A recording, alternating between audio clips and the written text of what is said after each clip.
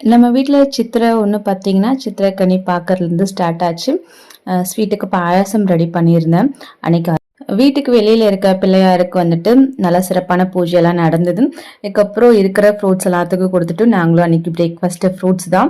இதுக்கப்புறம் அறுசுவை ஃபுட்டு வந்து ரெடி பண்ணலாம் அப்படின்னு பிளான் பண்ணியிருந்தேன். இனி ஒன்று முக்கியமாக நான் சொல்லுங்க, இன்றைக்கி 6 மணிக்கு ஃபுல் வீடியோ வந்துட்டு நம்ம சேனலில் வரும். கண்டிப்பாக பார்த்துட்டு அதுக்கு சப்போர்ட் பண்ணுங்கள். ஏன்னா நம்ம சேனலை ரெகுலராக பார்த்துட்டு இருக்கிறவங்களுக்கு தெரியும், நான் வீடியோஸ் போட்டு மாசக்கணக்காச்சு. ஸோ பார்த்துட்டு அது எப்படி இருந்தது அப்படின்னு கமெண்ட் பண்ணுங்க. இந்த போறப்பு தான் நல்லா ருசிச்சு சாப்பிட கிடைச்சது. அத நினைச்சு தான் மனோ உலகம் முழுவதும் பருக்குது. குழம்புல கொஞ்சம் புரட்டி சாப்பிட எச்சிலு ஊறுது உள்ளுக்குள்ள. இந்த போறப்பு தான்